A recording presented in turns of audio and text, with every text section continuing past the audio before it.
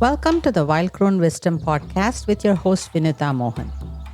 In this episode, we explore the profound truth that while pain is inevitable, suffering is optional, and how shifting our perspective can lead to freedom.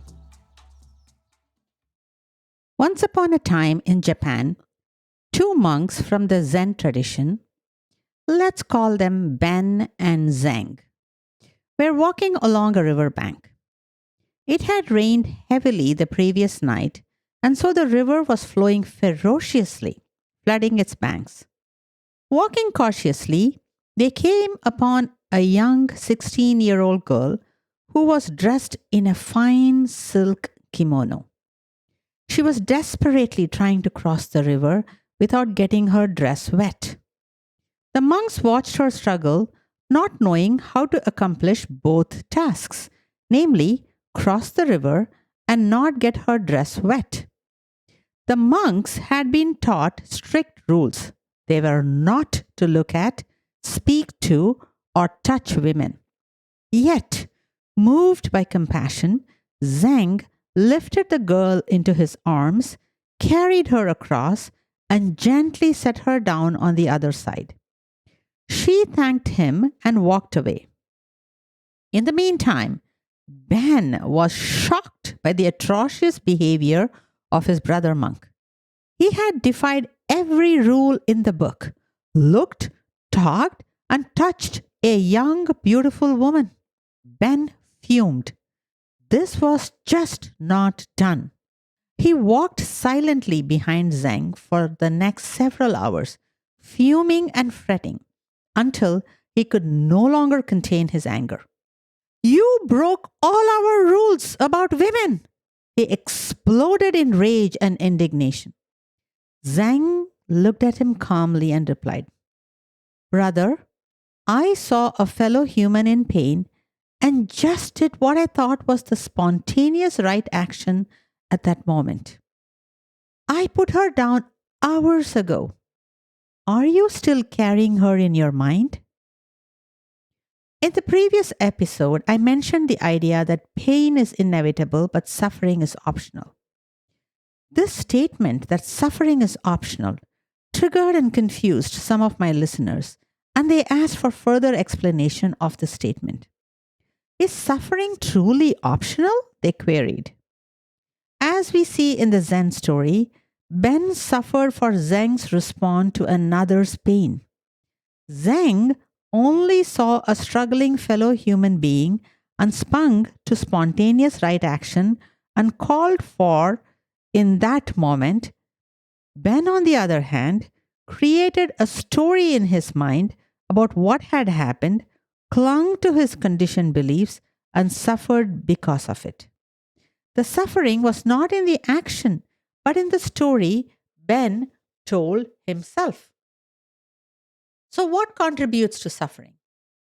While this following list is not exhaustive, it outlines some causes for our suffering. Number 1, attachment to conditioned beliefs. I have observed over the years that people are more attached to their beliefs than they are to their children, friends, family, or even to their own life. Humans have committed so many atrocities on other humans in defense of their beliefs. The political wars raging all over the world currently proves my point. Our history books are filled with wars fought based on religious, cultural, and political beliefs. Other kinds of beliefs are the ones about ourselves formed as a result of early conditioning. This forms the lens through which we view ourselves, others, and the world at large. Our beliefs often create our reality, and if we don't challenge it, we continue to operate on autopilot and suffer. Number 2, the stories we tell ourselves. Another reason is the stories we make up about reality. Let's say that on a certain morning, you got up from bed and hit your little pinky toe against the nightstand. You feel searing pain. In the next moment, you get angry. Why did this happen first thing in the morning? Then You make up a story that this is not a good omen and that today is going to be a lousy day. In Buddhism, they call this the first dart, second dart, third dart, and so forth. The first dart is the searing pain from the injured toe. If we can just stay with the pain of that reality, rub our toes, and move on, then there is no further suffering. The suffering actually comes from the second and third darts as we start to interpret the reality through our conditioned lens. We make up stories about why something occurred, believe that story, and then suffer. Again, optional. Number 3, avoidance, denial, and resistance. We often resist facing difficult truths because they're uncomfortable. Strong emotions may arise, certain truths may be revealed. However, we don't want to face it. The pain is too much. So we try to avoid, deny, or resist the pain of reality. In neuroscience, there is something called the minute and a half rule. Any emotion, if you give it 90 seconds of your complete attention, will subside and fade away.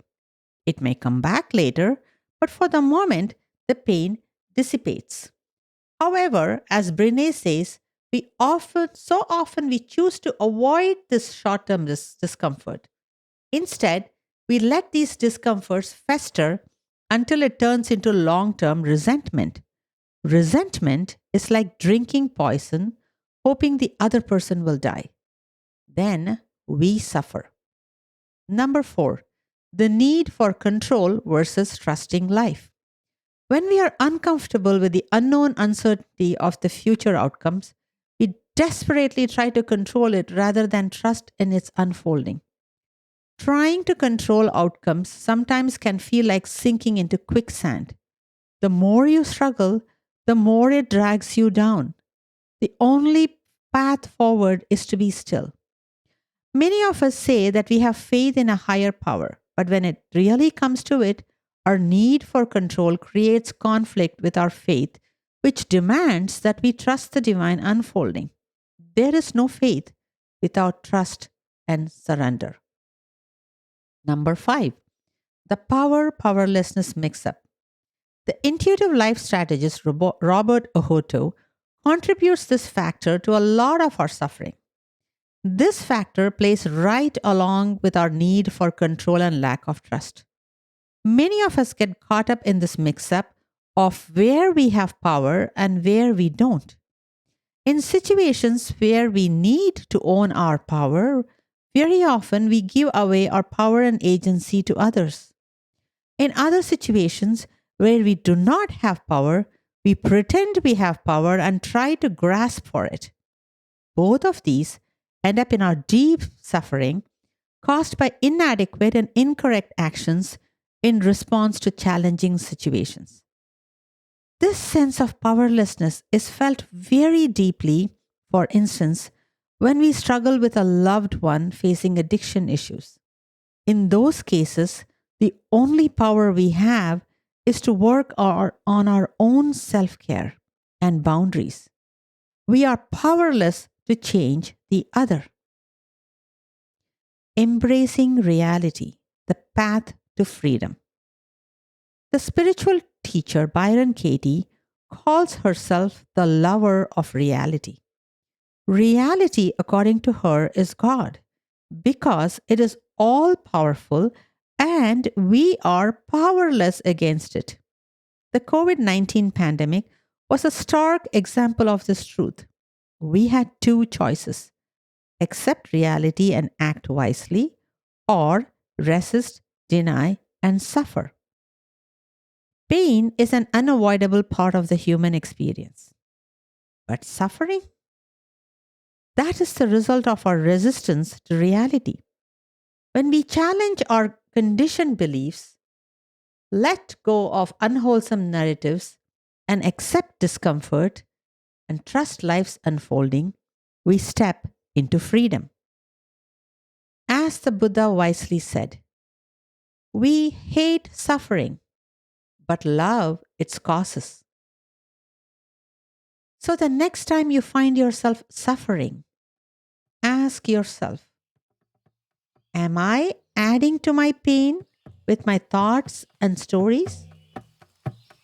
What would happen if I simply let go?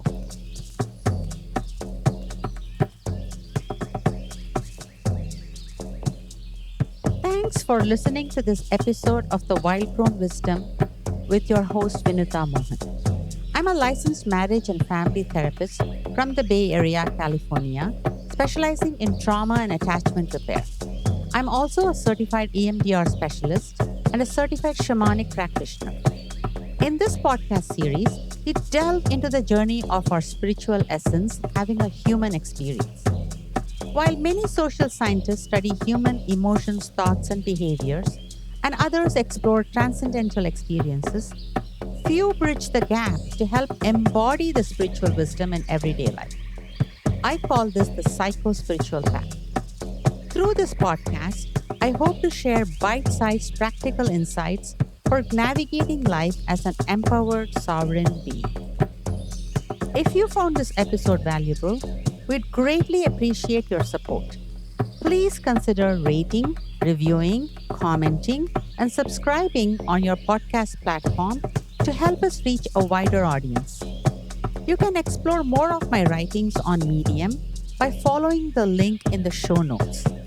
We'd also love to hear about your experience, so feel free to share your thoughts with us at Wild Crone Wisdom Podcast at gmail.com. Thank you for being part of our journey.